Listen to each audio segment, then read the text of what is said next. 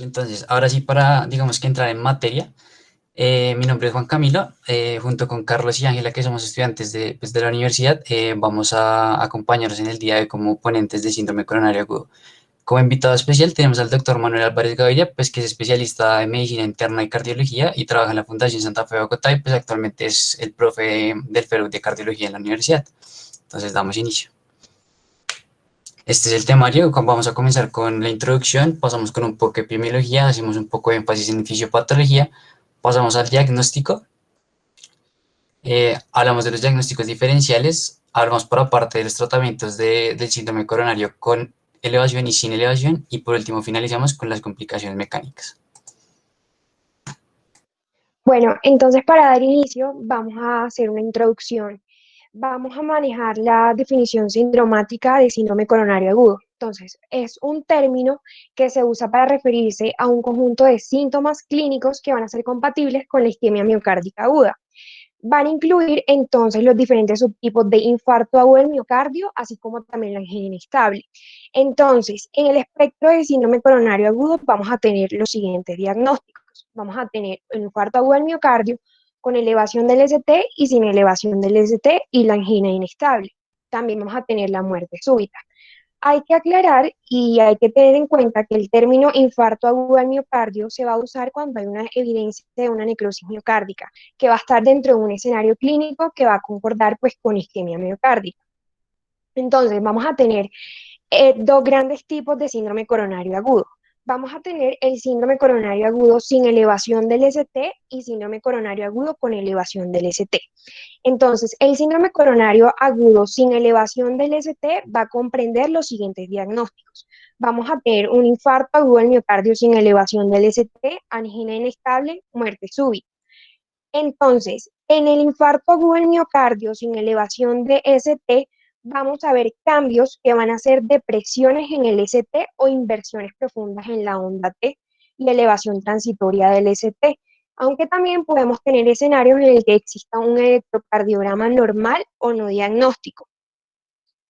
En el síndrome coronario agudo con elevación de ST vamos a tener los siguientes diagnósticos. Vamos a tener infarto agudo del miocardio con elevación de EST y bloqueo de rama izquierda. Entonces, cuando tenemos un infarto agudo del miocardio con elevación del ST, vamos a notar elevaciones en el ST que van a ser mayores a 20 minutos.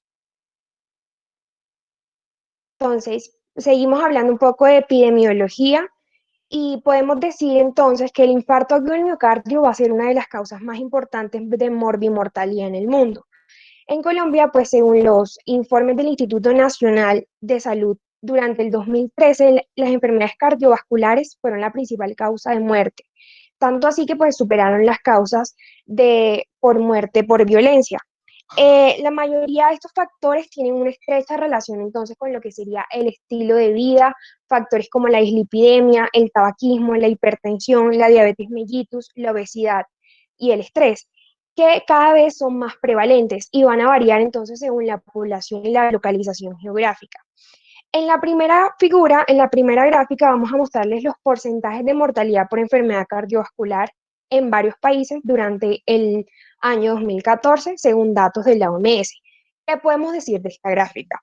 Entonces, vamos a decir que el número de muertes atribuibles por enfermedad cardiovascular va a ser mayor en países en vía de desarrollo en comparación con países ya desarrollados, teniendo unas tasas de 9 versus 3 millones debido a que en los países desarrollados vamos a tener una mejor educación en salud, va a haber una mejor disponibilidad de los recursos hospitalarios, el diagnóstico es más rápido, es más eficaz, todo esto va a darnos una disminución importante de la mortalidad. Aunque también hay que tener en cuenta que en Colombia vamos a tener un 28% de mortalidad, lo cual no va a ser elevado en comparación pues con los países desarrollados. Hablando de Latinoamérica, podemos decir que es una de las regiones con más alta carga de factores de riesgo cardiovascular, especialmente lo que sería el sobrepeso, las dislipidemias y la diabetes mellitus. Podemos decir que el síndrome coronario agudo sin elevación del ST va a ser más frecuente que el síndrome coronario agudo con elevación del ST. Por lo tanto, la mortalidad hospitalaria va a ser más elevada en los pacientes con síndrome coronario agudo con elevación del ST. ¿Qué vemos entonces en la figura 2? En la figura 2 vamos a ver la tasa de mortalidad debido a enfermedad coronaria isquémica en Colombia durante el periodo 2005 al 2013 por cada 100.000 habitantes. ¿Qué podemos decir de esta gráfica? De esta gráfica decimos que la mayor mortalidad por enfermedad coronaria isquémica se evidenció en la región central de Colombia, especialmente en lo que sería el eje cafetero, donde se presenta un mayor consumo de tabaco, por lo que podemos concluir entonces que un factor de riesgo para que la enfermedad coronaria isquémica va a ser el tabaquismo. Ahora, hablando un poco de la fisiopatología, vamos a tener diferentes procesos patológicos coronarios en la isquemia miocárdica y en el infarto, como lo va a ser el vasoespasmo, el aumento de la demanda miocárdica y erosión o ruptura de una placa arteriosclerótica vulnerable, lo que va a hacer que la matriz extracelular se exponga y va a mostrar sustancias trombogénicas, como va a ser entonces el ADP, la serotonina y la adrenalina. Luego va a llegar entonces el tromboxano A2 a causar mayor vasoconstricción. Por lo tanto, el endotelio va a exponer el factor tisular y va a iniciar una cascada de coagulación, que comprende entonces lo que sería el paso del fibrinógeno a fibrina por la trombina, que fue activada por los factores de coagulación 7 y 10, para que se dé entonces así la formación del trombo agudo. Entonces, lo anterior va a generar entonces una desigualdad entre el aporte y la demanda de oxígeno, por lo tanto va a precipitar la aparición de la isquemia y de los síntomas isquémicos que son los que el paciente nos refiere. En la imagen de la izquierda vamos a tener 4 escenarios. Entonces vamos a tener la rotura de una placa arteriosclerótica con trombosis, vasoespasmo o disfunción endotelial propia. Vamos a tener arteriosclerosis y desequilibrio entre aporte y demanda, y también el simple desequilibrio entre aporte y la demanda. Todo esto va a causar desequilibrio entre aporte y demanda del oxígeno en el miocardio y va a precipitar pues, la presentación de la molestia isquémica. Entonces vamos a tener dos escenarios diagnósticos de trabajo. Uno nos va a hablar de un proceso no trombogénico y otro nos va a hablar de un proceso trombogénico, perdón. Con ayuda del electrocardiograma vamos a ayudar a precisar este diagnóstico. Entonces encontramos que cuando hay una elevación del ST es porque estamos hablando de una placa arteriosclerótica que no está ocluida o una placa que va a tener un trombo muy pequeño o una pared muy grande que no va a alcanzar a estar ocluida. En cambio, cuando hay elevación del ST, vamos a tener una placa que sí va a estar ocluida. Eh, Luego vamos a usar lo que serían los biomarcadores, en este caso sería la troponina, y vamos a decir que cuando tenemos troponinas positivas vamos a hablar de infartos agudos del miocardio, ya sea con elevación o sin elevación. Y cuando no tenemos troponinas vamos a hablar de angina inestable, Entonces, con esto vamos a dar entonces el diagnóstico final. También podemos encontrar otras manifestaciones en el electrocardiograma, como es la presencia de onda Q, la cual va a estar presente en el infarto agudo al miocardio con elevación de ST, aunque también hay que aclarar que puede estar en caso de infarto agudo al miocardio sin elevación del ST. Por otro lado, entonces vamos a tener en la gráfica que vemos a la derecha que el infarto agudo al miocardio va a ocasionar una disfunción miocárdica tanto sistólica como diastólica. La disfunción sistólica va a ocasionar es que la pérdida de la contractibilidad del músculo miocárdico.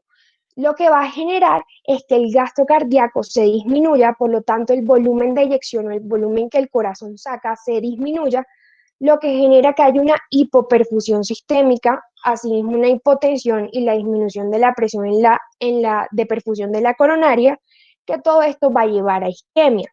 Por otro lado, vemos que el organismo va a generar una respuesta inflamatoria sistémica que va a ser una vasoconstricción compensatoria. Pero si persisten estos eventos isquémicos, esa vasoconstricción compensatoria no va a ser positiva, sino que va a ser negativa y va a ayudar a que se dé la disfunción miocárdica progresiva.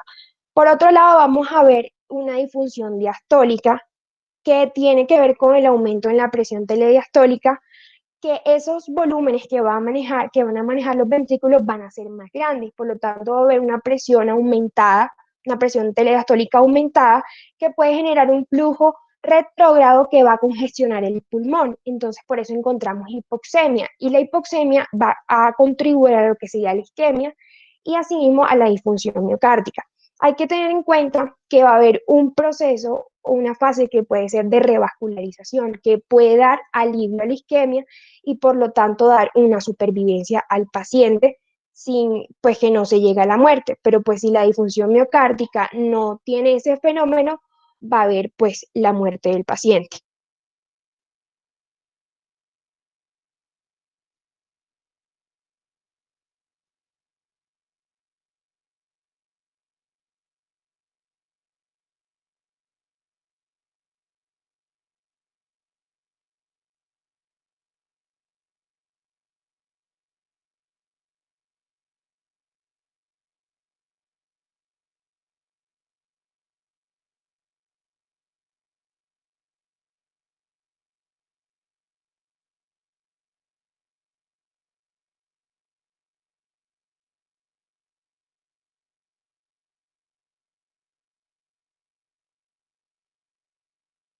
Listo, entonces para hablar de la presentación clínica vamos pues, a comentar que en general los síntomas isquémicos, como lo mencionó Ángela, pues precisamente se dan por ese desbalance entre el aporte pues, que está recibiendo el corazón, ¿cierto? Entonces, normalmente se pueden presentar dolores como, pues es un dolor retroesternal que dura más de 20 minutos, es de característica opresiva o aplastante, como muy frecuentemente lo refieren los pacientes.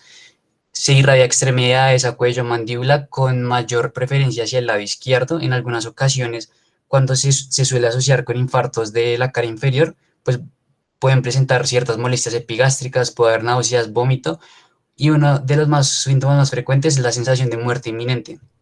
Como vieron en el Kahoot, pues hay personas que suelen presentar no como unos síntomas típicos, sino que presentan unos equivalentes anginosos, entonces presentan disnea, síncopes, palpitaciones, parada cardíaca, y en estas personas es importante mencionar a los diabéticos y a las mujeres en especial.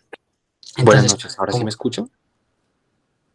sí, Carlos, perfecto. ¿Cómo están? Qué pena, es que ahorita no se escuchaba. Entonces, sí, así, correctamente como lo está diciendo Juan Camilo, hay que hacer un énfasis en estas presentaciones atípicas, específicamente en mujeres, adultos jóvenes y diabéticos, ya que tienen, digamos que estos síntomas que están ahí, como los pueden ver señalados en negrilla, como lo son disnea, síncopes, palpitaciones y parada cardíaca. Entonces, de todas formas es importante realizar un examen físico de manera completa, recordar que el signo característico es llevarse el puño hacia el esternón, el cual es el signo de Levin, y además de esto puede haber taquibradicardia, pulsos arrítmicos, normotensos o hipertensos, pero también tener en cuenta que de acuerdo a la fisiopatología que nos explicaba Ángela, la hipotensión puede suceder específicamente o a veces con más frecuencia en infartos masivos del ventrículo derecho,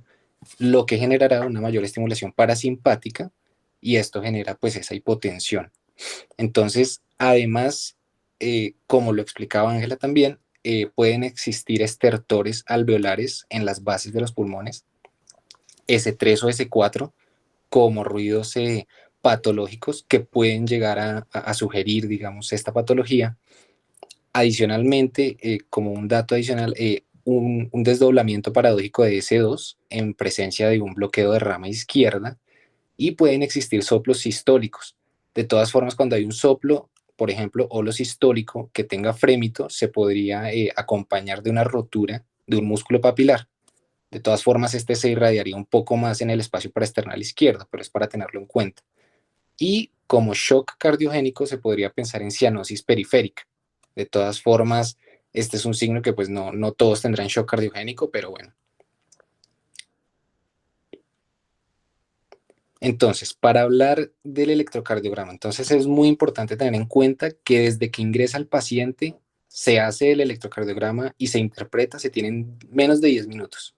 O sea, es lo ideal, 10 minutos para interpretarlo y tomar decisiones, conductas para clínicos y demás. Entonces,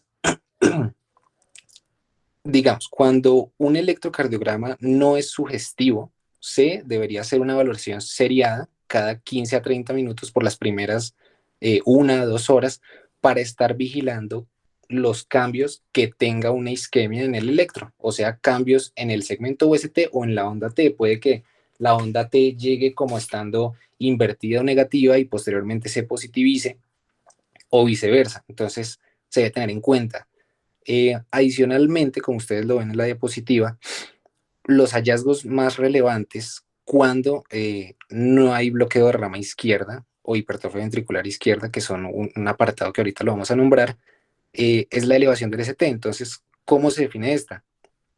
Una elevación de más de 1 milímetro en todas las derivaciones, a excepción de B2 y B3. ¿Por qué? En estas derivaciones se puede ver un patrón de repolarización juvenil o repolarización precoz. Entonces, en estas derivaciones hay como una medida especial, que es la que ven en el cuadrito del lado, que es en hombres mayores de 40 años se tiene que elevar más de 2 milímetros, mayor o igual a 2 milímetros, en hombres menores de 40 años mayor o igual a 2.5 milímetros, y en mujeres mayor o igual a 1.5 milímetros, sin importar la edad. Ahora, para la depresión del segmento ST, se tiene que deprimir horizontalmente o hacia abajo, como lo están viendo en la imagen, más de 0.5 milímetros en dos derivaciones contiguas. Todo lo que se hable del ST tendrá que ser en dos derivaciones contiguas.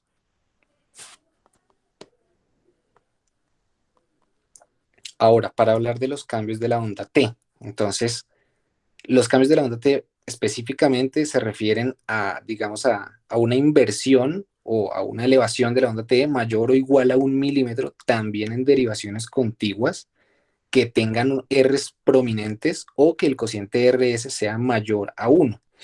Estas ondas serán de base ancha y serán simétricas. Si se parte por la mitad, cada mitad tendrá la misma medida de onda. Entonces, para hablar, digamos, entonces, como pueden ver a la parte derecha, las depresiones recíprocas del ST se refiere a que cuando hay una elevación en una de las caras, si ustedes se imaginan, por hacerlo didáctico, un dado, si la cara de arriba tiene un supra desnivel del ST, la cara inferior tendrá que tener un infradesnivel del ST. Entonces, si la cara inferior, ¿sí? La cara inferior que se refiere a D2, D3 y ABF, tiene un infradesnivel, perdón, un supradesnivel, los cambios recíprocos se verán en la parte contraria, o sea, la cara superior, o pues la cara anterior en este caso. Entonces, ¿qué será? D1 a BL, B1, B2 y B3. Entonces, para la cara anteroseptal, que es B1, B2 y B3, los cambios ¿dónde van a estar? Pues en la cara inferior, que es la que acabamos de nombrar, que es D2, D3 y ABF. Para la cara lateral, que es D1, ABL, B5 y B6, los cambios van a estar en B1, B3 derecha y B4 derecha, que ya esto lo vamos a tocar ahorita. Y la cara posterior, que hace referencia a B7, B8 y B9, estarán en B1 y B2. Estas derivaciones son especiales y ya las vamos ahí a nombrar. Estos conceptos son importantes porque entonces hay que tener en cuenta que la isquemia hace referencia a la onda T y la lesión hace referencia al segmento ST. Entonces, como pueden ver, cuando hay isquemia subendocárdica, ¿cierto? Se eleva la onda T, y cuando hay isquemia subepicárdica es cuando hay una onda T negativa. De todas maneras, lo que les dije ahorita, o sea, estas ondas van a ser eh, simétricas, entonces para que lo tengan en cuenta y poder hacer los diagnósticos diferenciales respectivos. En cuanto a la lesión subendocárdica, que es lo que les estoy diciendo, hay una eh, depresión del ST. Esto es lo que hace referencia a un infarto simplemente limitado al endocardio, diferente al que es un infarto o bueno, una lesión subepicárdica que hace referencia a un infarto transmural, o sea, completo.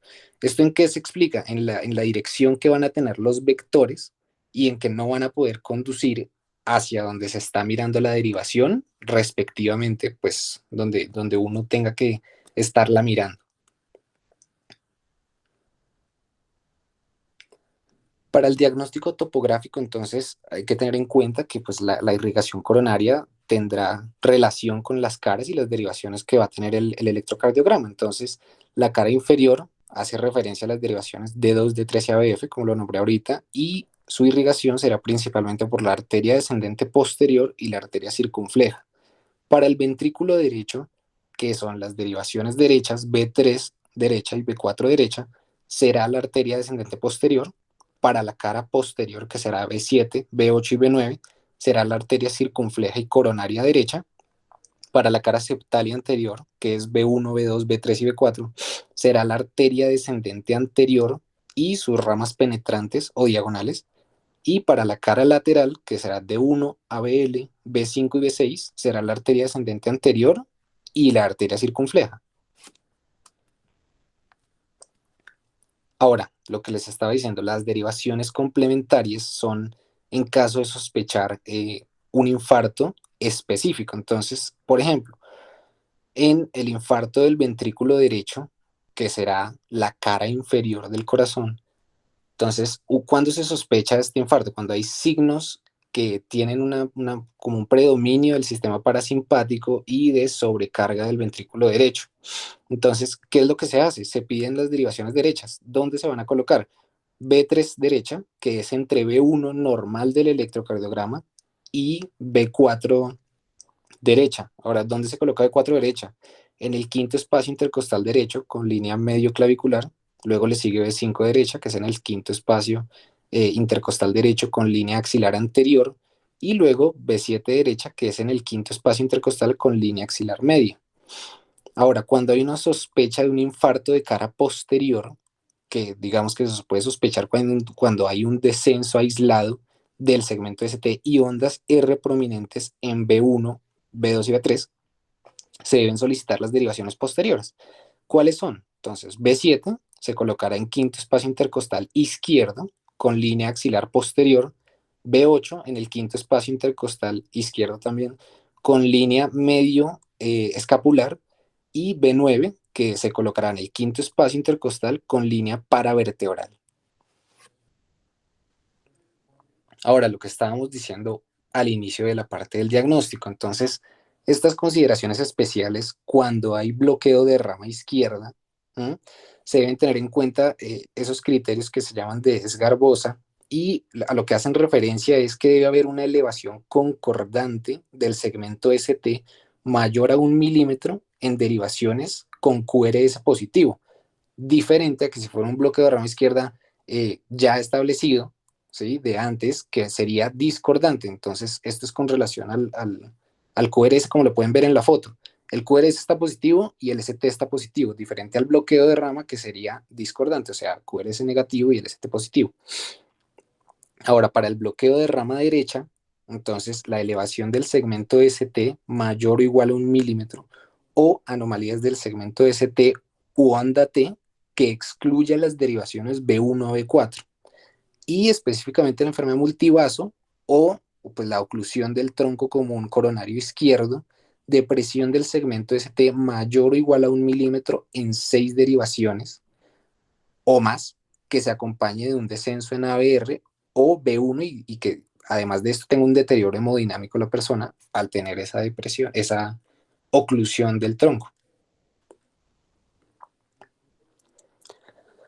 Para hablar de la cuarta definición del infarto, la cuarta definición universal, se debe tener en cuenta entonces que la definición de este cuarto consenso es daño miocárdico y que al menos haya, que haya evidencia de clínica de isquemia miocárdica aguda, sea por los síntomas del paciente, por el electrocardiograma o por los biomarcadores. O sea, tiene que tener una más esas que acabo de nombrar. Entonces, así es como se va a evidenciar ese daño. Entonces, acá se debe tocar un tema importante que es los biomarcadores cardíacos, específicamente las troponinas. Se debe tener en cuenta que las troponinas no hablan del mecanismo que produce la isquemia. ¿A qué se refiere esto? Hay causas que elevan las troponinas sin que sea un infarto. Un ejemplo de esto es la enfermedad renal crónica. Entonces, eso es de tener en cuenta. de todas formas, medir las troponinas habla de daño miocárdico. Por ende, tienen como una mayor especificidad y sensibilidad y han desplazado a los otros biomarcadores que eran los que podían ver en el Kahoot, tipo CKMB, LDH, entre otros, y por esto ahora son como las principales. Ahora, se debe tener en cuenta que el daño, para hablar de daño miocárdico, las troponinas tendrán que ser superiores al percentil 99 del límite superior de referencia. Si hay 100 personas y todos tienen unas troponinas, por poner un ejemplo, de 0.015, una persona que tenga las troponinas más allá de este valor de todas será la que va a tener las troponinas positivas, los biomarcadores positivos. Entonces, estas pueden ser de elevación aguda, entonces un patrón que se presente ascendente o descendente, o crónico, que es una persona que tiene un patrón positivo, pero que persiste en el tiempo, o en un muestreo que se haga una muestra seriada. Entonces, como pueden ver en la gráfica, se debe tener en cuenta que simplemente a medida que se van tomando los biomarcadores, van a ir aumentando o descendiendo de acuerdo al paciente, pero lo que les acabo de nombrar entre agudo y crónico, pues lo pueden ver con la línea que está punteada en la mitad. Ahora, con un aumento, entonces se realiza algo muy importante, que es el delta de las troponinas, que como lo pueden ver, pues se calcula con las troponinas actuales que tiene el paciente menos las troponinas previas, dividido las troponinas previas y se multiplica por 100. Entonces se debe tener en cuenta que para hablar de biomarcadores positivos, si la persona se le toman las troponinas, ¿cierto? Entonces, si esas troponinas son superiores al percentil 99 del límite superior de regularidad, cuando el delta sea positivo, o sea, para que sea positivo, será mayor al 20%, diferente a que si llega una persona con troponinas menores al percentil 99 del límite superior de referencia y se hace un delta para que este sea positivo y valga, va a tener que ser el delta mayor del 50%. Entonces son dos escenarios distintos, ¿cierto? Que deben ser tomados en cuenta para hablar de biomarcadores positivos.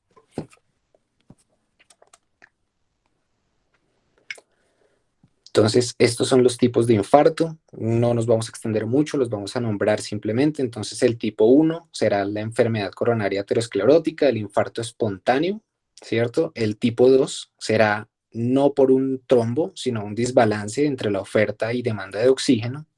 El tipo 3, que es un fallecimiento por infarto agudo del miocardio sin que tenga biomarcadores tomados antes de morirse, ¿cierto? Y si, o sea, también detectado en autopsia, si en autopsia al paciente se evidencia un trombo, pues pasaría a ser tipo 1, no tipo 3. El tipo 4, que tiene 3 subdivisiones, que básicamente son relacionados con procedimientos coronarios, o sea, el 4A, que es relacionado con la intervención coronaria percutánea, el tipo B, que es con trombosis del stent, y el tipo C, que es con una reestenosis del stent. Y el tipo 5, el infarto tipo 5, que es relacionado con la revascularización miocárdica o la derivación aortocoronaria que se le hace al paciente. Entonces, para hablar acá de un par de algoritmos que hay con troponinas, entonces, antes que nada, hacer una particularidad ahí, y es que la troponina de alta sensibilidad es diferente a las troponinas convencionales, son mucho más específicas, pueden detectar concentraciones 10 veces menores a las contemporáneas, entonces tienen una gran sensibilidad y un valor predictivo negativo mucho mayor para infarto. Entonces, llega el paciente con síndrome coronario agudo, ¿cierto? Dolor torácico o síntomas que sean de isquemia. Entonces, se hará una valoración y un electro.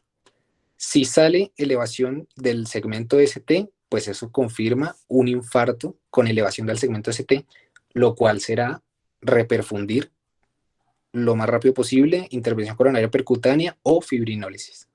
Si no tiene elevación del ST, entonces hay 3 escenarios. El primer escenario será las primeras troponinas que se le tomen al paciente por debajo del límite de detección. Se hace una evaluación de 3 horas, una evolución de 3 horas, Y de acuerdo a esto, se puede descartar el infarto sin elevación del ST y considerar otros diagnósticos. En el segundo escenario, entonces, las primeras troponías que se le toman al paciente son menores al percentil 99 del límite superior de regularidad. Se le toman unas segundas a las 2 horas. Y entonces, ¿qué se debe tener en cuenta?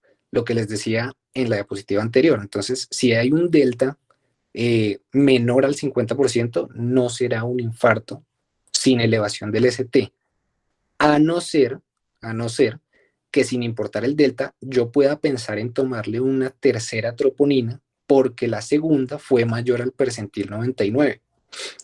Ahora, si ese delta fue mayor al 50% o la segunda muestra fue mayor o igual al percentil 99, se confirma un infarto sin elevación del ST. El tercer escenario, ¿cuál podría ser? La primera troponina positiva totalmente, mayor al percentil 99, y si esa primera es 5 veces más alta del percentil 99, ya se confirma el infarto sin elevación. Diferente, así es, menor a 5 veces por encima del percentil 99, se le debe hacer entonces una segunda troponina a las 3 horas. Si el delta es mayor o igual a 20, confirma el infarto sin elevación del ST, pero si el delta es menor, lo descarta y se deben pensar en otros diagnósticos. Ahora, este es el algoritmo para la troponina contemporánea, entonces es un poco distinto. Entonces, igual llega el paciente con el síndrome coronario agudo, el dolor torácico, la sospecha, se le hace un electro, otra vez, si se eleva el ST, se declara como infarto con elevación, intervención coronaria percutánea o fibrinólisis. Si no está elevado el ST, entonces se mira el electro, que sugiere o no sugiere elevación sin elevación del ST. Entonces, lo que les nombraba, las ondas T que pueden tener isquemia, que sean negativas, o el ST que está infradesnivelado pero horizontal. Bueno, se obtiene la primera troponina y entonces dos escenarios, ¿no? El primero, si la primera troponina es menor al límite, al percentil 99, al límite superior de regularidad, se toma una segunda a las 6 horas. Si la segunda es menor al límite superior de regularidad, pues ya se descarta, ¿cierto? Si la segunda es mayor al límite superior de regularidad y es mayor al delta de troponinas, eso confirma el infarto sin elevación. Ahora, el otro escenario, si la primera troponina es mayor al límite, pero no 5 veces mayor, se tomará una segunda. Si esa segunda es menor, ¿cierto? Al percentil 99, pero el delta es mayor al 20%, será un infarto sin elevación del ST, pero si es al contrario, entonces si esa segunda troponina es menor al percentil 99 5 veces y el delta es menor al 20%, se debe pensar en otros diagnósticos. Y tal cual, si la primera troponina es 5 veces mayor al límite superior de irregularidad del percentil 99, infarto sin elevación confirmado. Ahora, por el otro lado, si el electrocardiograma si sí sugiere esa no elevación del ST, ese síndrome coronario agudo, la primera troponina, entonces dos escenarios, si es mayor al límite superior, se confirma el infarto, pero si es menor, se tomará una segunda troponina. Y lo mismo, si la segunda es mayor al límite o el delta es mayor al 20, será un infarto sin elevación. Si es menor la segunda al límite superior, se considerará una angina inestable u otros diagnósticos.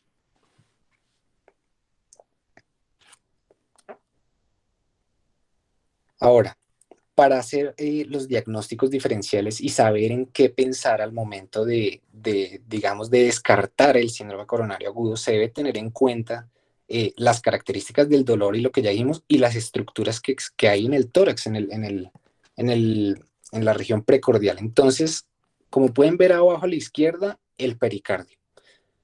Por ende, ¿qué será? Pericarditis. Entonces, las características de este será un dolor agudo, pero es pleurítico. Es diferente al dolor opresivo, es como una punzada. Adicionalmente, los cambios posturales pueden empeorar o atenuar este dolor. Se atenúa, por ejemplo, en la posición de maometano, que es inclinada hacia adelante. Lo puede exacerbar la respiración, toser, ¿cierto? Y además se escucha un frote pericárdico. También puede haber, ya si es más grave, pues será un taponamiento y demás, pero bueno. Ahora, como pueden ver, la parte arriba vascular, los vasos sanguíneos, entonces es muy importante la disección aórtica, ¿cierto? Es un dolor muy intenso, es desgarrante, no cede con nada, no va a ceder con nada y puede irradiarse de acuerdo hacia donde vaya la disección. Si la disección va hacia arriba, el dolor se irá hacia arriba y viceversa. Un tromboembolismo pulmonar se va a asociar, digamos, a disnea súbita principalmente, disnea súbita, un dolor pleurítico puede ser, ¿cierto? Lateralizado en caso de que haya un infarto pulmonar y la clínica del tromboembolismo, o sea, taquicardia, disnea, ¿cierto? Taquipnea, hipoxemia la persona también puede tener, en caso de que sea severo puede estar hipotenso. Bien, en la hipertensión pulmonar, que es otra de las patologías de los vasos, entonces un dolor subesternal, opresivo, exacerbado al ejercicio, ¿cierto? Con disnea e hipertensión pulmonar. Entonces, recordar que en la hipertensión pulmonar puede haber un S2 reforzado, hipoxemia, cianosis, entre otras cosas. Es importante correlacionar con los antecedentes del paciente. En la parte de pleura y pulmones, entonces, pleuritis y neumonía, ¿cierto? Un dolor pleurítico también lateralizado hace, pues, sobre el área afectada con disnea, ¿sí? Si pensamos más, digamos, en la tráquea, traqueobronquitis, entonces una sensación quemante en línea media que irá asociada a tos, a la tos, y un neumotórax espontáneo, entonces un dolor pleurítico unilateral del lado del neumotórax, ¿no? Y un comienzo brusco de disnea, ausencia de ruidos respiratorios en el lado del neumotórax espontáneo. Como pueden ver a la derecha, entonces, la parte gastrointestinal y la vía biliar, entonces, tener en cuenta el reflujo gastroesofágico, que será más como con pirosis o el ardor en la boca del estómago, será más subesternal o en el epigastrio, ¿cierto? Y con una duración entre 10 a 60 minutos. Puede exacerbarse con comidas muy grandes, pero se va a atenuar con antiácidos. Ahora, la úlcera péptica es aproximadamente lo mismo, pero se alivia con comida. Entonces ahí va a estar la diferencia. El espasmo esofágico será una sensación de opresión, dolor urente, retroesternal, es similar a la angina, con una duración entre 2 a 30 minutos.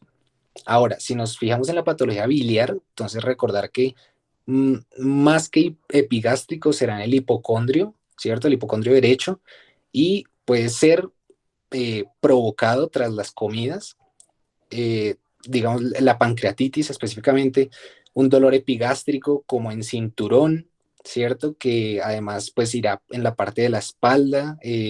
Recordar también que la posición lo puede atenuar y se debe correlacionar eso sí con factores de riesgo del paciente, toma mucho alcohol, hipertrigliceridemia, gordito, bueno, en fin.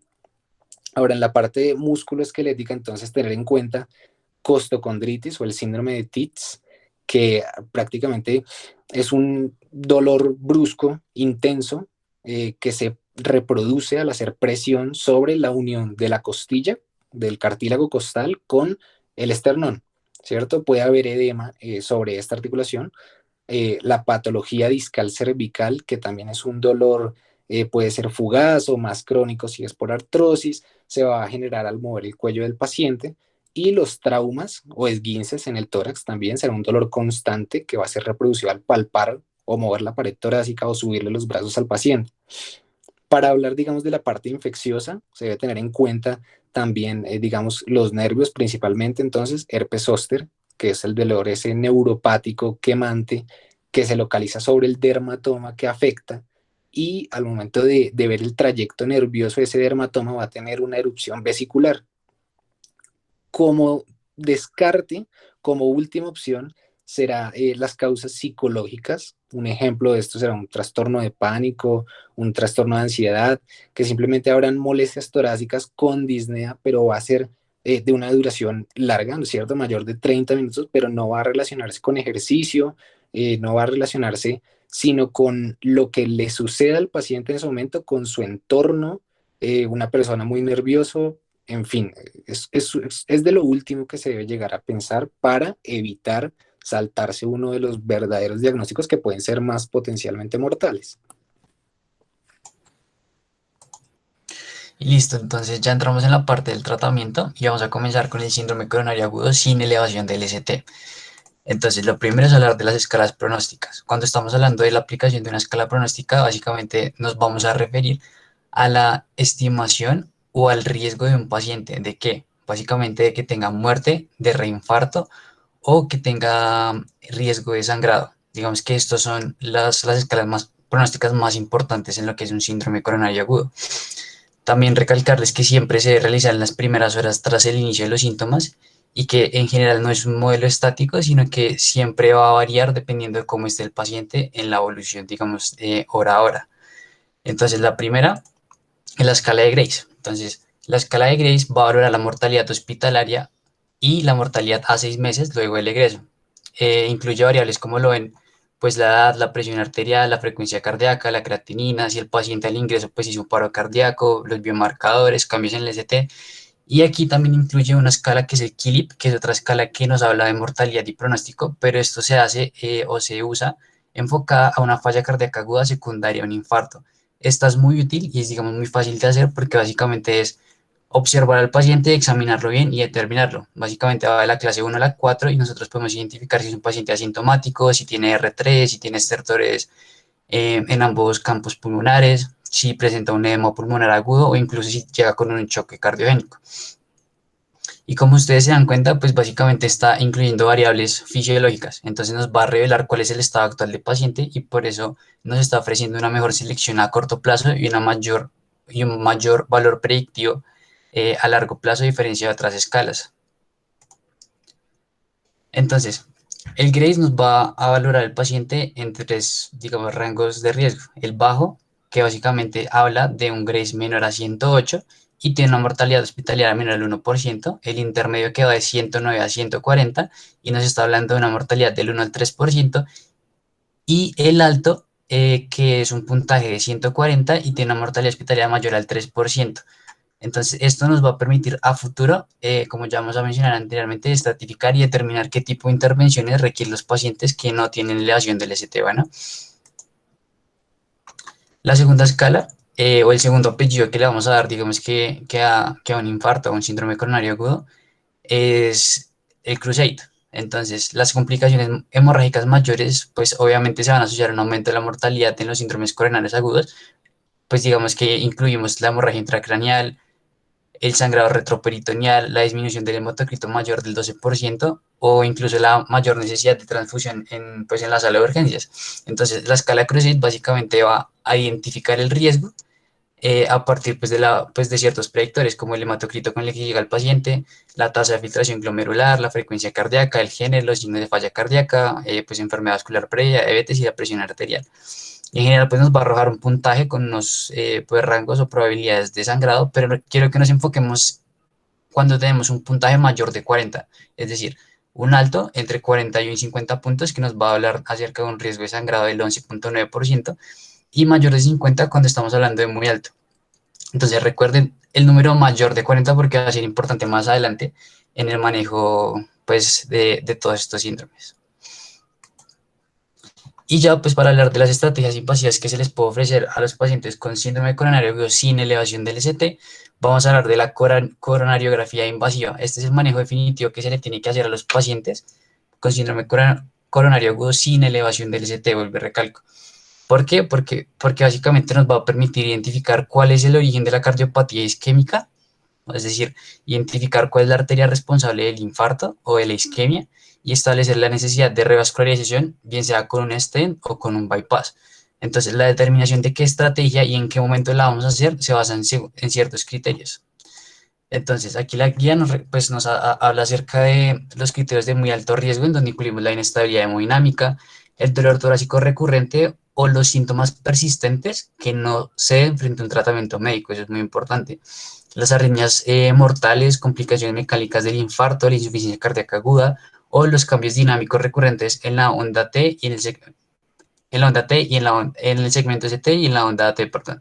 Especialmente, pues aquí nos hacen referencia a la elevación intermitente del segmento ST. Estos pacientes se les debe llevar una estrategia invasiva inmediata en menos de 2 horas ¿Para qué? Para garantizar la reperfusión inmediata. De los criterios de alto riesgo vamos a hablar acerca de, en especial lo que les mencionaba, el GRACE por encima de 140 puntos, que nos da un riesgo alto en esa escala. Y algo que quiero que tengan en cuenta es, miren, aquí metemos a todos los pacientes que les diagnostiquemos un infarto. Entonces, todos los pacientes que tengan un infarto entran como alto riesgo y la estrategia invasiva precoz se debe hacer en menos de 24 horas. ¿Listo? Y ya los criterios pues digamos que de riesgo intermedio nos están hablando de todas las enfermedades crónicas como la diabetes, la enfermedad renal crónica, la falla cardíaca o algún antecedente de, digamos que revascularización. Acá también pues incluimos la puntuación de Grace intermedia que va de 109 a 140. Estos pacientes pues se les sugiere que, o bueno, se les debería hacer una estratificación de riesgo invasiva en menos de 72 horas.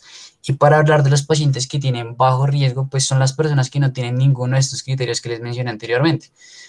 Y estas pues no se van a beneficiar de ninguna estrategia invasiva, sino lo que hay que hacer son estrategias no invasivas, en especial de imágenes, para, digamos, inducirles estrés y que el estrés les induzca isquemia, para mirar, digamos, cómo está el corazón en ese momento y a partir de determinar si ellos se benefician o no se benefician de una estrategia invasiva. Entonces, para hablar del tratamiento ya, digamos que farmacológico, tenemos primero que poner ciertos puntos. Como vemos en la fisiopatología, pues los síntomas de isquemia se dan por la demanda de oxígeno que está teniendo. Entonces, el objetivo es disminuir esa demanda y aumentar el aporte para aliviar esos síntomas. En estos casos, cuando no cesen, hay que pensar en una coronariografía porque, como vimos anteriormente, es un criterio de alto riesgo. Entonces, lo primero es que el oxígeno no se le va a administrar a todos los pacientes, sino que se le deben administrar solo si presenta una saturación de oxígeno menor del 90% o una presión parcial de oxígeno en los gases arteriales por debajo de 60. Los nitratos se consideran en los pacientes que llegan con dolor torácico, que llegan con la clínica, que presentan falla cardíaca o que presentan hipertensión al momento del diagnóstico. Entonces, se puede iniciar de manera intravenosa o sublingual y lo que les menciono y les reitero, si no se da al dolor, hay que valorar la realización de una coronariografía inmediata. Entonces, pues ahí les dejamos, digamos que las dosis de vía sublingual. Para hablar de los beta-bloqueadores, vamos a decir que tienen dos funciones importantes en este escenario. ¿Cuáles son? El primero es que va a disminuir el trabajo miocárdico. Disminuimos el trabajo miocárdico, disminuimos el consumo de oxígeno, y si disminuimos el consumo de oxígeno, pues mejoramos la clínica, ¿cierto? Y lo otro es que nos permite hacer la prevención de las arritmias mortales. ¿Qué es importante los beta-bloqueadores? Iniciar en las primeras 24 horas. Después de las 24 horas no tiene ninguna evidencia. Y pues aquí mencionamos los bloqueadores de canales de calcio, que sin embargo no tienen una indicación de primera línea, digamos que en la prevención de arritmias, pero sí lo podríamos llegar a pensar cuando nosotros tengamos alguna contraindicación por un beta-bloqueador. ¿Cuál es? Paciente que tenga POC, paciente que tenga asma, paciente que tenga una falla cardíaca, una FEI por debajo del 40%, bloqueos auriculoventriculares de alto grado o shock cardiogénico, por ejemplo. En especial, pues tenemos que usar los no de HP, como el verapamil o el diltiazem. Con respecto a la analgesia, el manejo con beta bloqueadores y los nitratos suelen disminuir pues, los síntomas, ¿cierto? De no ser así, se puede llegar a considerar el uso de fármacos ayudantes, y en este caso, pues digamos que son los opioides. Pero normalmente siempre se tiene como en mente que la morfina es como el opioide de elección. Sin embargo, interfiere con la absorción gastrointestinal de los antiplaquetarios orales y en algunos estudios se ha demostrado que aumenta el riesgo de mortalidad de estos pacientes precisamente porque interfiere con ese tratamiento. Entonces, ideal que usemos otro que no sea la morfina, como por ejemplo la meperidina. Entonces, se pueden usar dosis de 50 a 150 miligramos por vía oral cada 3 o cada 4 horas. Algo también muy importante es que en esta fase aguda no se pueden administrar líneas porque aumenta también el riesgo de generar complicaciones mecánicas, como lo vamos a ver pues, más adelante. Y ya para prevención secundaria hay que buscar la estabilización de la enfermedad aterosclerótica que está causando el infarto. Entonces hay que iniciar un manejo de estatinas de alta intensidad lo más antes posible, y aparte de eso hay que solicitarle un perfil lipídico inicial porque nos va a facilitar y nos va a permitir orientar también el manejo de la enfermedad aterosclerótica y el riesgo cardiovascular. Con respecto a la antiagregación, pues siempre a esos pacientes se les debe iniciar con aspirina. Digamos que la duración de la aspirina es de manera indefinida. Y la estrategia de antiagregación doble con los inhibidores del P2Y12 pues se debe mantener hasta 12 meses siempre y cuando los pacientes no tengan un puntaje Cruzade mayor del 40%, es decir, que tengan un riesgo hemorrágico alto. En estos pacientes pues se les debe dejar máximo hasta 6 meses. Idealmente deberíamos usar ticagrelor, prasugrel, y el clopidogrel se podría llegar a usar cuando tengamos alguna contraindicación del ticagrelor, del prasugrel, o cuando no consigamos pues ninguno o no tengamos disponibilidad de ninguno de los anteriores. ¿Listo? ¿Y en qué pacientes consideramos agregar un inhibidor de la bomba de protones? Básicamente es en el uso de los pacientes que tienen alto riesgo de hemorragia gastrointestinal. Entonces, cuando tienen un antecedente de úlcera, un antecedente pues, de hemorragia intestinal, algún tratamiento anticoagulante crónico, el uso crónico de aminocorticoides, unas PCAs por encima de 65 años, infecciones por Helicobacter pylori, gastropatía alcohólica, etcétera. Hay que tenerlo en cuenta también. La anticoagulación siempre se recomienda en este escenario agudo al momento del diagnóstico y en especial lo deberíamos hacer con Fondaparinux.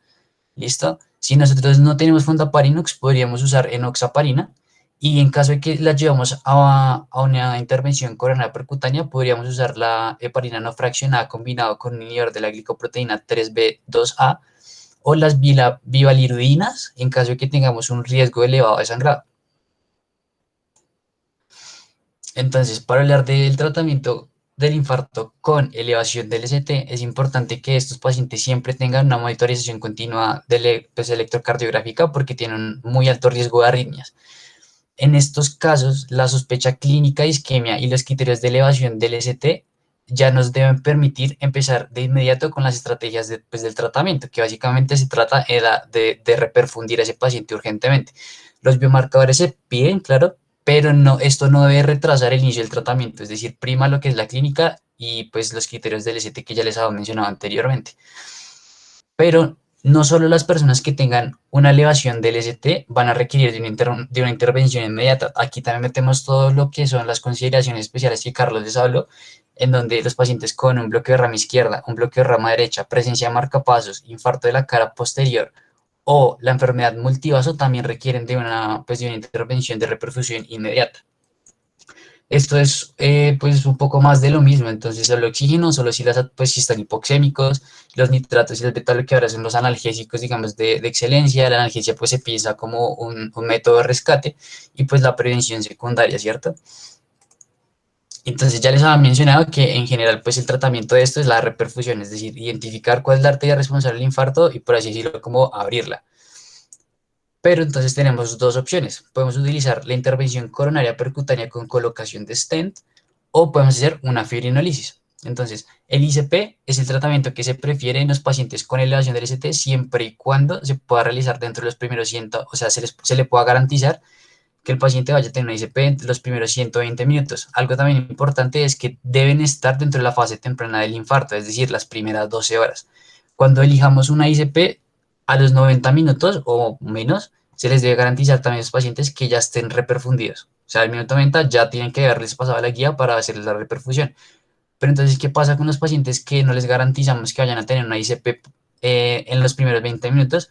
Pues a estos pacientes se les indica la fibrinolisis siempre y cuando estén dentro de las 12 horas primeras desde el inicio de los síntomas. Entonces, el primer objetivo que vamos a tener con la fibrinolisis es pasar el bolo fibrinolítico entre los 10 primeros minutos. Esto es fundamental.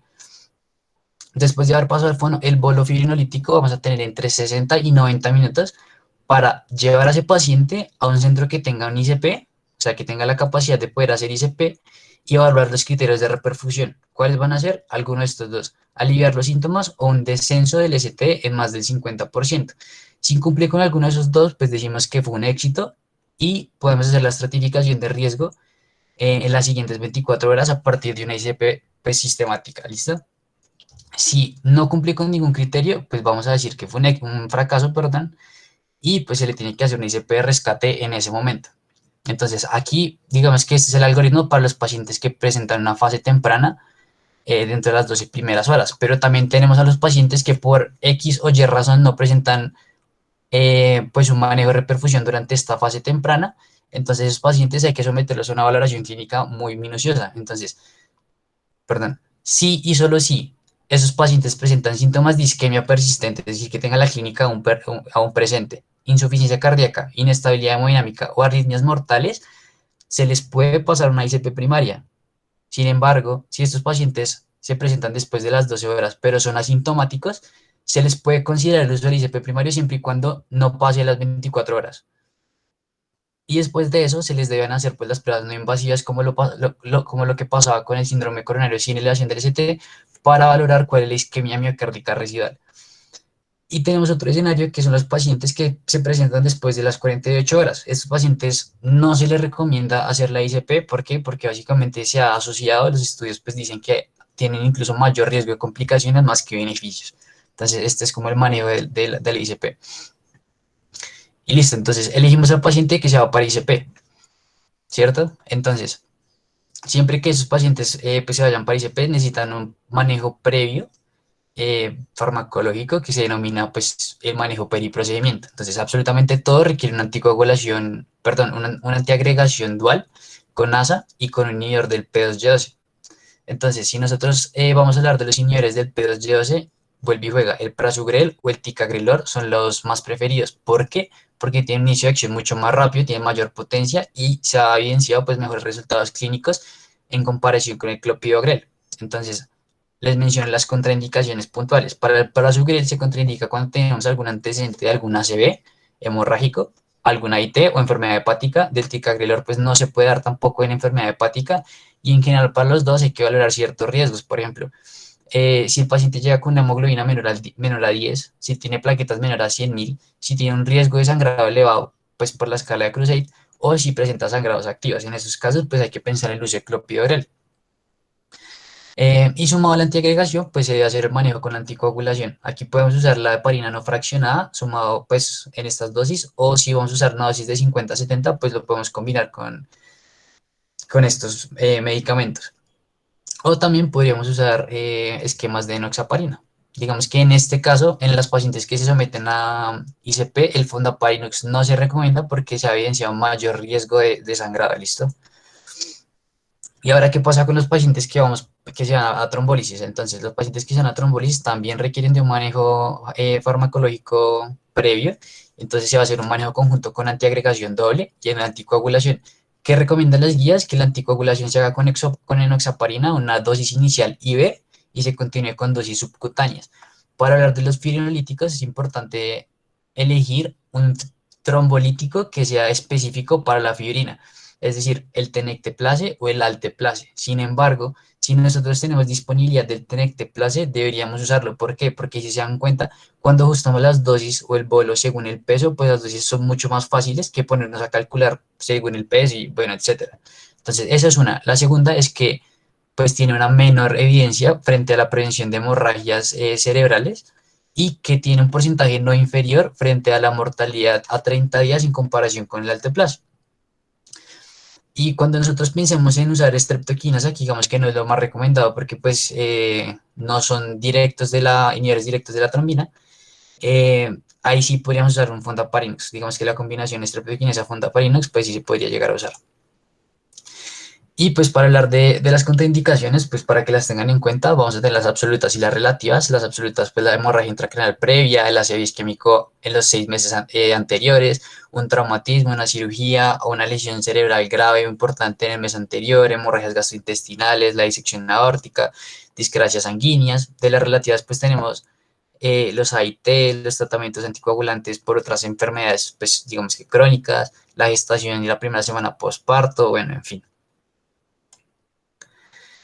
Y ya digamos que para ir terminando con el tratamiento, vamos a hablar de que pues una de las medidas más fundamentales es como la prevención secundaria, ¿cierto? Entonces la primera medida va a consistir como en todo el manejo no farmacológico, donde vamos a buscar la disminución de todos los factores de riesgo y hacer cambios en el estilo de vida. Entonces aquí tenemos que incluir la dieta mediterránea, en donde pues también tiene que ir enfocada frente a las comorbilidades del paciente, evitar el consumo de alcohol, mantener un índice de masa corporal normal. También es muy importante hacer énfasis en lo que es la rehabilitación cardiovascular a partir pues, del ejercicio. Hablamos de que la actividad física regular se define como sesiones entre 30 a 60 minutos durante al menos 5 o más días por semana, o también tenemos otra definición que son al menos o mínimo 150 minutos por semana. A esto se le puede decir al paciente que lo parta en 3 o 5 días para que le quede un poco más fácil, pero lo importante es que él cumpla con los 150 minutos a la semana. Y otra cosa, como les mencionó Ángela, es que pues en la epidemiología nos damos cuenta que el tabaquismo es un factor indispensable para la aparición de un infarto o un síndrome coronario agudo. Entonces, desde la atención primaria, nosotros como médicos o como futuros médicos generales podemos intervenir con la estrategia de las 5 A's, que básicamente ha tenido como pues una mayor facilidad tanto para los médicos como para los pacientes para pues, cumplir y llegar a un objetivo. Entonces, la primera es A de averiguar, es decir, nosotros tenemos que preguntar sobre los factores de riesgo y qué conductas están haciendo que las personas pues tengan la elección de fumar.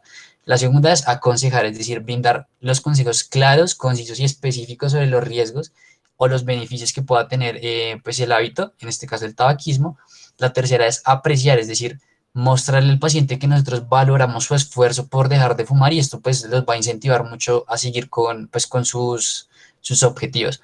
La otra es ayudar, que es usar técnicas diferentes, farmacológicas o no farmacológicas, para que ellos puedan llegar a sus objetivos.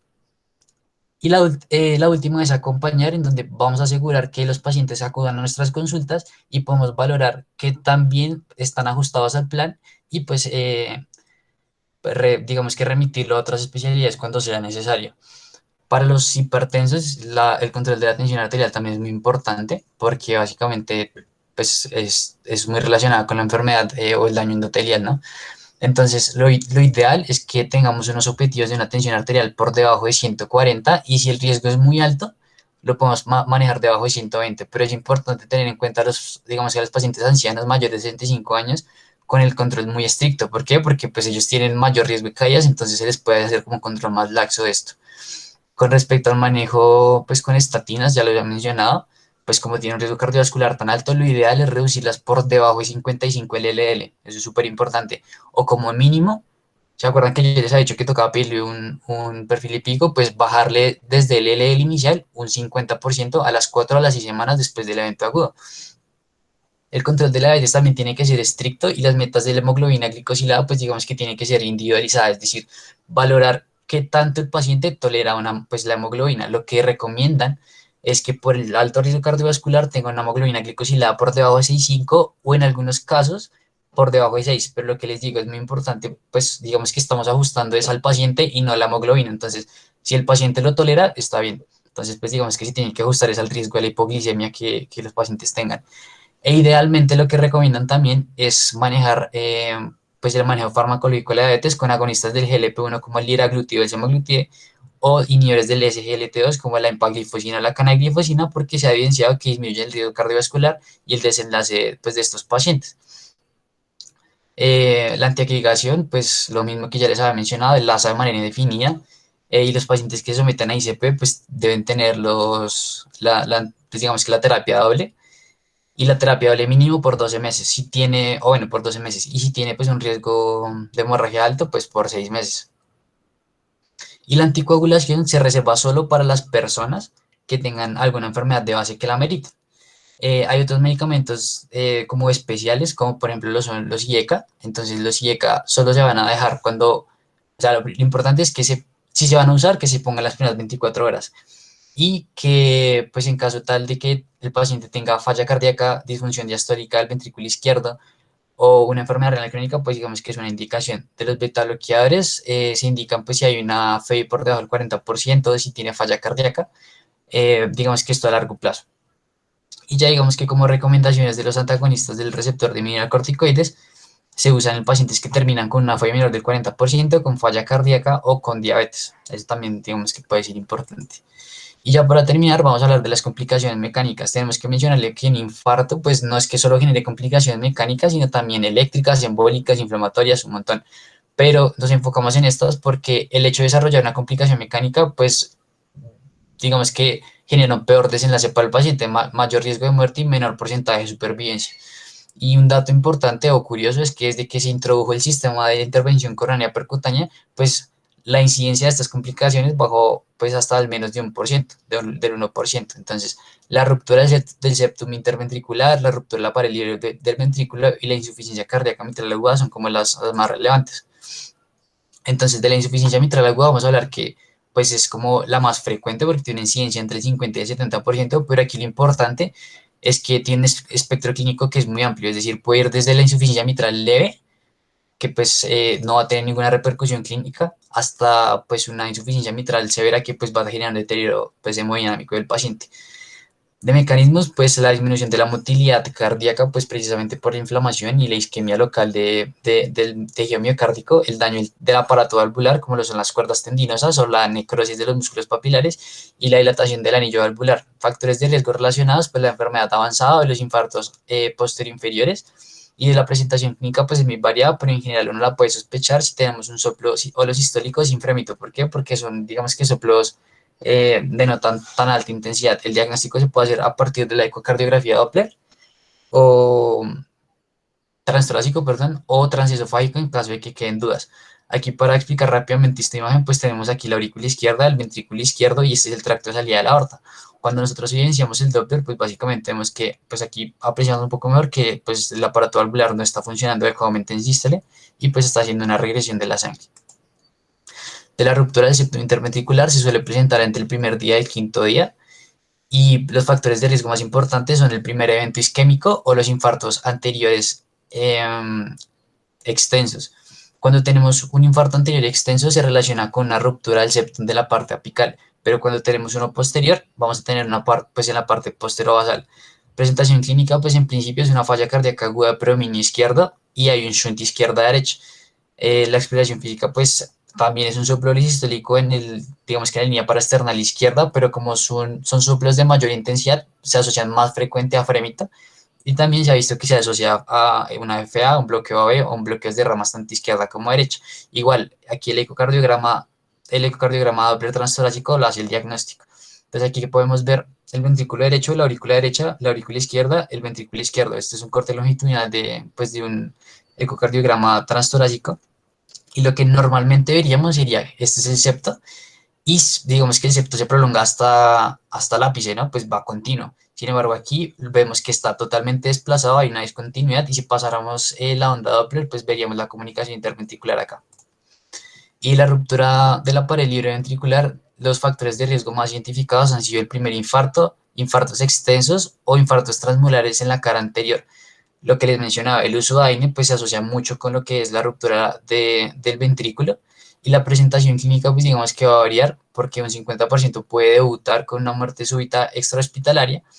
La clasificación pues es aguda si se presenta antes de las 24 horas y básicamente se manifiesta por un taponamiento cardíaco con un deterioro hemodinámico progresivo y la subaguda pues puede ser como multisintomática por así decirlo, pero lo importante es que tiene un deterioro hemodinámico progresivo. El diagnóstico también se hace a partir del ecocardiograma Doppler transtorácico si tenemos la oportunidad de diagnosticar al paciente. Y importante pues que se presenta más que todo en la cara, o sea, en el ventrículo izquierdo y en la cara posterior inferior. Aquí pues en esta imagen vemos un corazón en la cara inferior. Aquí podemos ver toda la zona de isquemia o necrosis y pues el desgarro de, pues, de las fibras miocárdicas. Esta es la bibliografía que usamos y ya eso es lo que les queríamos contar frente al síndrome coronario agudo. Espero que les haya gustado, que haya sido de provecho para ustedes. Eh, Recuerden apoyarnos pues en nuestras redes sociales. Si tienen algún comentario, pues